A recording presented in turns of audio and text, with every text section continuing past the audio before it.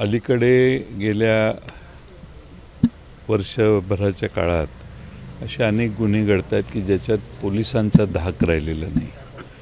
ही अतिशय गंभीर घटना आहे. पुण्यात झालेली घटना ताबडतोबीने सरकारने काहीतरी व्यवस्था अशी केली पाहिजे. बलात्कारांचं प्रमाण वाढतं आहे. बलात्कार करून त्या महिलांच्यावर म्हणजे त्यांचे खून होणे, त्यांना मारून टाकणे, लहान बालकांच्या बाबतीतही बऱ्याच ठिकाणी असं होतं आहे. त्यामुळं कायदा व सुव्यवस्थेच्या बद्दल फार मोठं प्रश्नचिन्ह तयार व्हायला लागले. पोलिसांचा समाजात धाक राहिला नाही हे तेवढंच आता खरं. पण बसमध्ये जी बस स्थानकात उभी आहे अशा ठिकाणी म्हणजे सार्वजनिक ठिकाणी आणि सार्वजनिक वाहतूक व्यवस्था जिला म्हणतो आपण बस तिच्यामध्ये जर अशा पद्धतीने अत्याचार होत असतील तेच बोललो ना. म्हणजे प्रकरण हे पोलिसांचा धाकच राहिलेला नाही. आणि बस डेपोमध्ये किंवा बस असताना बसमध्ये असे प्रकार घडणं हे फार गंभीर आहे आणि सरकारने याची दखल घेऊन काहीतरी ठाम उपाययोजना केल्या पाहिजेत.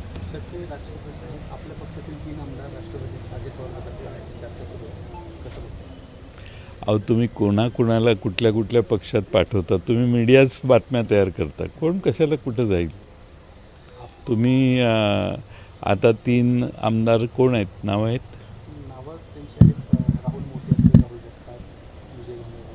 हे आमदार नाहीत, हे माजी आमदार आहेत. मग ते काही कामानिमित्त भेटले असतील त्यांना. हे तिघंही आमचे पक्षाच्या वतीनं उमेदवार म्हणून निवडणुका लढवलेले आहेत. पराभूत झाले. पण पवारसाहेबांच्या बरोबर निष्ठेने कट्टर म्हणून ते काम करत आहेत. सर, परंतु आपल्या नावाची कुठेतरी चर्चा आहे. संजय शिरसाट देखील असं म्हणालेत की जयंत पाटील या पक्षात राहणार नाहीत, हे माझं भाकीत आहे. आपल्या बाबतची भविष्यवाणी खरी ठरत. मग त्यांनाच विचारा ना, मला काय विचारते? तुमच्याबद्दल कोणी काही बोललं तर तुम्ही त्याला जाऊन विचाराल का मला विचाराल? माझा हा प्रकार जो चालला आहे सध्या मीडियामध्ये की हा इकडे जाणार तो तिकडे जाणार म्हणून तुम्हीच बातम्या तयार करता, तुम्हीच दिवसभर त्या बातम्या चालवता. कुठली बातमी नाही मिळाली किंवा एखादी महत्त्वाची बातमी किल करायची असेल तर असे प्रकार वारंवार घडत आहेत असं माझा आत्तापर्यंतचा अनुभव आहे. त्याचं कारण असं आहे या सगळ्या चर्चेचं की आपल्या सेवेमध्ये काही 2 ते 3 प्रशासकीय अधिकारी सरकारने दिलेले आहे असं समजतं. नेमकं काय प्रकरण आहे? माझ्या सेवेत नाही कोणी दिलं. गौरव भोसले आणि संजय पाटील नावाचे 2 अधिकारी ते माझ्याकडे काम नाही करत. आपल्यावर लक्ष ठेवण्यासाठी हे काही माझ्यावर लक्ष ठेवायला माझ्यावर लक्ष ठेवलं तर माझी काही तक्रार नाही. मी काय मोठे उद्योग करत नाही, त्यामुळे काही प्रॉब्लेम नाही मला. साहेब, MMRDA मध्ये लाचखोरी झाल्याचा एक गंभीर प्रकार समोर आलेला आहे. फ्रान्समधील एका कंपनीने MMRDAचे अधिकारी आर्थिक लाभ मागत असल्याचा आरोप केलेला आहे आणि दूतावासाचे थेट सरकारला देखील पत्र आले. एकनाथ शिंदेने यावर चौकशीचे आदेश देखील दिले आहेत. कोणी दिलेत आदेश? एकनाथ शिंदेंनी चौकशीचे आदेश दिले. त्यावर असं आहे की तुम्हाला आश्चर्य वाटलं असेल पण ते सर्रास चालू आहे सगळीकडं. आणि परदेशी कंपन्यांना आपण एखादी गोष्ट काही अधिकारी जर लाच मागत असतील किंवा काही वेगळ्या अपेक्षा करत असतील तर जगाच्या पाठीवरून महाराष्ट्रात येणारी गुंतवणूक इकडे येण्यापेक्षा दुसऱ्या राज्याकडे वळते. आणि अलीकडच्या काळामध्ये महाराष्ट्रातली ब्युरोक्रेसी विशेषतः उद्योग आणण्यासाठी ज्यांच्यावर जबाबदारी आहे त्यांना असं वाटतं की आपली मोनोपॉली आहे, त्यामुळे शेजारची राज्य गुजरात राज्यात जावा किंवा आंध्र प्रदेशमध्ये जावा, कर्नाटकमध्ये जावा, तिथं ज्या पद्धतीनं गुंतवणूकदारांना सर्व सपोर्ट मिळतो तसा सपोर्ट मिळत नाही अशी महाराष्ट्रात आलेल्या गुंतवणूकदारांची बऱ्यापैकी तक्रार असते. आपण MIDCत गेलेल्या MIDC कुठल्याही MIDCत जावा, इथं नवी गुंतवणूक करणाऱ्या माणसाला काही प्रश्न विचारा, तुमच्या हे लक्षात येईल की 100% पूर्ण सहकार्य, रेड कार्पेट घालून त्याचं स्वागत हे फक्त महाराष्ट्रातले प्रमुख लोक भाषणात सांगतात. पण खाली ज्यावेळी त्यांना ब्युरोक्रेसीच्या ताब्यात दिलं जातं त्यावेळी त्यांना बरेच अडथळे दूर करावे लागतात. पाटील साहेब, बहुमताचं सरकार आहे मात्र अद्यापही नाशिक आणि रायगडच्या पालकमंत्री पदाचा तिढा सुटत नाही आहे. कुंभमेळा 2 वर्षावर आहे नाशिकचा. DPDCचे बैठक होत नाही आहे, कामं सगळी खोळंबलेली आहेत पालकमंत्र्यांबरोबर. 36 दिवस स्थगिती मिळून 36 दिवस झाले स्थगिती मिळून पालकमंत्री पदाला. तर ते पालकमंत्री काम करतायत का नाही करत? नाही येतात का? येतात पालकमंत्री येतच नाही. नाशिक आणि रायगडला पालकमंत्रीच नाही आहे.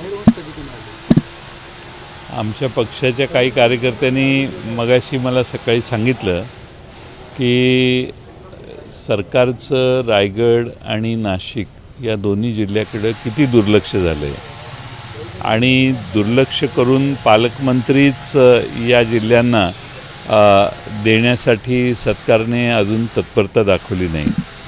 आता ज्यावेळी किमान 26 जानेवारीला पालकमंत्री येतात, आता 15 ऑगस्टपर्यंत तरी किमान पालकमंत्र्यांची नेमणूक होईल अशी अपेक्षा करूया. साहेब माणिकराव कोकाटे सध्या अडचणीत आहेत. कसं बघतायत की आता 2 वर्षांची शिक्षा लागली आहे त्यांना. 1 तारखेला त्यावर अंतिम निकाल नाशिकचं जिल्हा सत्र न्यायालय देणार आहे. वकिलांनी स्थगिती मागितली होती, मात्र स्थगिती दिलेली नाही अजून कोर्टाने. नाही, आता कोर्टाने निर्णय दिलेला आहे, पण अलीकडच्या काळात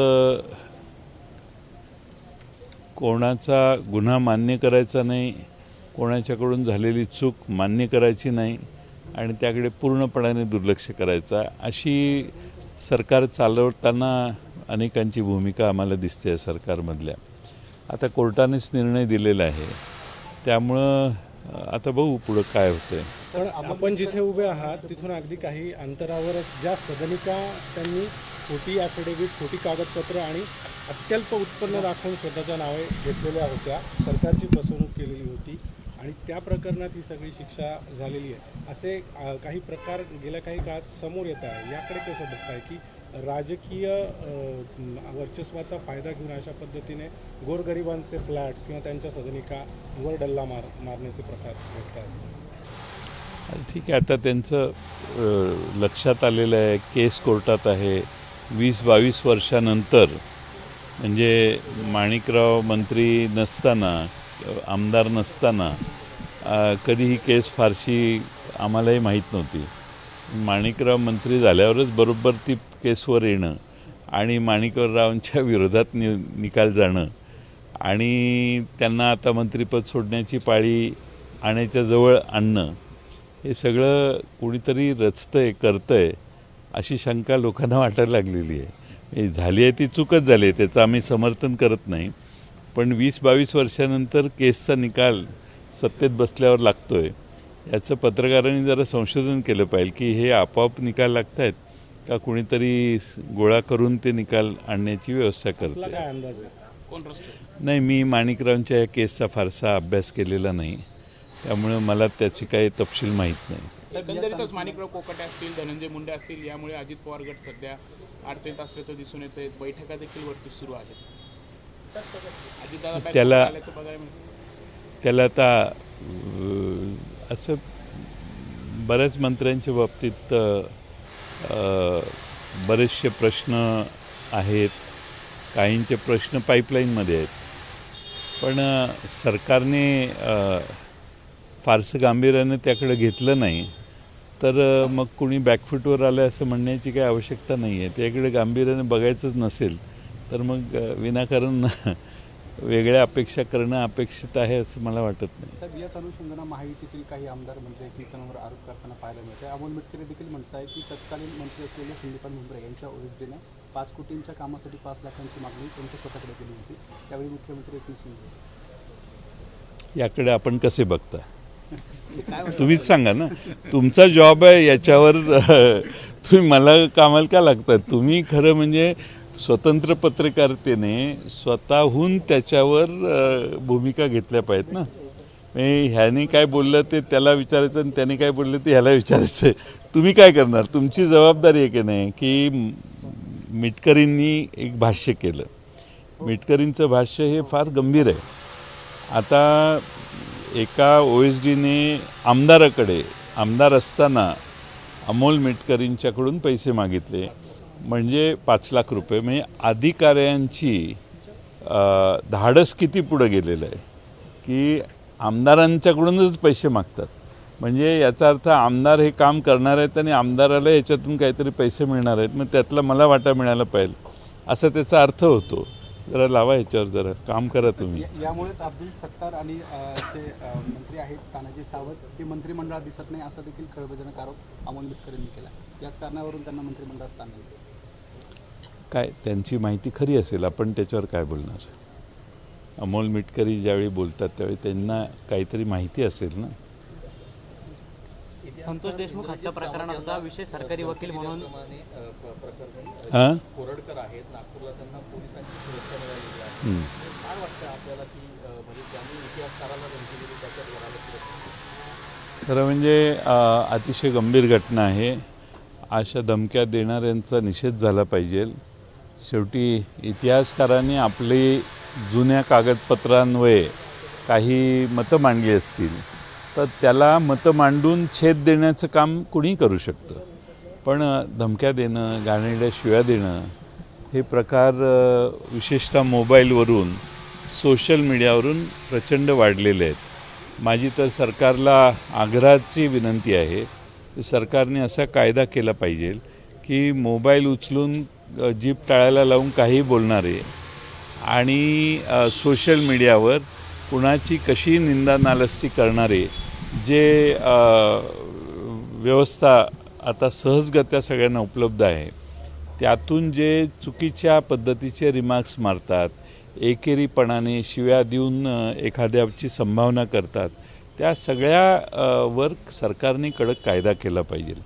सरकारने त्याच्यासाठी काहीतरी गांभीर्याने घेतलं पाहिजे. किंबहुना सरकारला आमची आग्रहाची विनंती आहे की अशा पद्धतीच्या घटना होतात त्याच्यावर ताबडतोब बंदोबस्त करायला पोलिसांना अधिकार दिला पाहिजे. पोलीस अशांना बोलवतात, 2-3 तास बसवतात आणि दुपारी परत जातात. कुठल्याही व्यक्तीवर घाणेरड्या शब्दात बोलणे, त्याचा उपमर्द करणे, ह्या सगळ्यांना कॉग्निजेबल गुन्हा धरला पाहिजे. कारण आता ही सहजासहजी एक्सप्रेस होण्याची व्यवस्था झालेली आहे आणि ती कॉग्निजेबल गुन्हा धरून त्याच्या बाबतीत सरकारने काहीतरी कायदा केला पाहिजे. उज्ज्वल निकम यांची बीड संतोष देशमुख यांच्या हत्या प्रकरणात विशेष सरकारी वकील म्हणून नियुक्ती केली. उज्ज्वल निकम आता काय करणार? पोलिसांनीच तपास पूर्ण केलेला नाही. पोलिसांनी पूर्ण तपास करून चार्जशीट केली की त्यानंतर उज्ज्वल निकम कामाला लागतील. पण पोलिसांनी पूर्ण काम अजून केलेलं नाही का? केले? तेच ना. आता परदेशात जाणाऱ्या मुलाला आपण विमान फिरवून मागं आणू शकतो, तर भारतातल्या एका आरोपीला हुडकायला किती अडचण आहे? काय अडचण आहे? आणू शकतं ना, पण ते होत नाही आहे. तर ते आरोपी हुडकले पाहिजेत आणि तो ज्या अर्थी इतका पळून गेलेला आहे त्या अर्थी त्याच्याकडे अधिक माहिती असण्याची शक्यता आहे. त्यामुळं पोलिसांनी आधी त्यांचं काम पूर्ण केलं पाहिजे. मी मगाशीच सांगितलं, पोलिसांचा दबदबा राहिला नाही किंवा पोलीसच आता सगळ्यांना सहकार्य करतात. रत्नागिरीतील बहुतांश जे सेतू कार्यालय आहे ते आता गुजरातची कंपनी पाहणार आहे असे जिल्हाधिकाऱ्यांचे आदेश काढलेले आहेत रत्नागिरीत. आणि तिथं आंदोलनही चालू झालेलं आहे.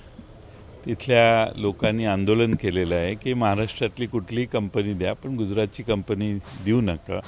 आणि गुजरात इन्फोटेक नावाची ती कंपनी आहे आणि त्या गुजरात इन्फोटेकच्या विरोधी लोक रत्नागिरीचे आंदोलन करत आहेत. आणि महाराष्ट्रातल्या काय फार अवघड काम नाही आहे, ते साधं काम आहे. पण त्याच्यात ज्या पद्धतीनं टेंडर काढले जातात आणि एकाच कंपनीला सगळा जिल्हा दिला जातो, त्यामुळं महाराष्ट्रातली स्थानिक तरुणांना मिळणारी हाताला कामं किंवा संधी किंवा सेवा देण्याची त्यांची जर इच्छा असेल एखाद्या संस्थेची, तर ते बाजूला राहतात आणि असे बाहेरून आलेलेच या सगळ्या सेवांची ताबा घ्यायला लागलेले आहेत. त्यामुळं त्या आंदोलनाला आमचा पूर्ण पाठिंबा आहे. नाशिकमध्ये होणाऱ्या काही कुंभमेळ्यांची कामं सुद्धा गुजरातल्या कंपन्यांना दिली जातात अशा प्रकारची आता चर्चा झाली. त्यामुळे स्थानिक जे ठेकेदार आहेत किंवा स्थानिक लोक जे आहेत त्यांच्यामध्ये काहीशी नाराजी आहे. कुंभमेळ्याच्या अनुषंगाने मोठ्या प्रमाणात कामं नाशिकमध्ये होतात.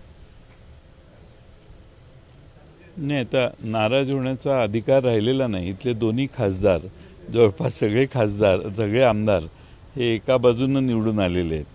त्यामुळं इथं आता कुणी नाराज नाही असं आम्ही समजतो, कारण सगळ्यांनी एका बाजूला कौल दिला आहे. आता ज्यांच्या बाजूने कौल दिला ते बाहेरचे ठेकेदार आणतायत त्याला आम्ही काय करणार? बरोबर आहे ना? मंत्र्यांची ओएसडी आता मुख्यमंत्री ठरवणार तो त्यांचा अधिकारच आहे. त्यांनी असं विधान केलेलं आहे की कोणी मध्यस्थी करणारे किंवा चुकीच्या पद्धतीनं वागणारे जे OSD असतील त्यांना आम्ही नेमलेलं नाही. त्यांनी 125 पैकी काहीतरी 16 जणांना नेमलेलं नाही असं काल मी त्यांचं विधान मुख्यमंत्री महोदयांचं ऐकलं. आता एवढा कटाक्षाने जर भ्रष्टाचार कमी करण्याची भूमिका असेल तर मग आपल्याबरोबरच्या सहकाऱ्यांच्या देखील या पद्धतीचे निकष ते लावतील असा मला विश्वास आहे. ABP माझा, उघडा डोळे बघा नीट.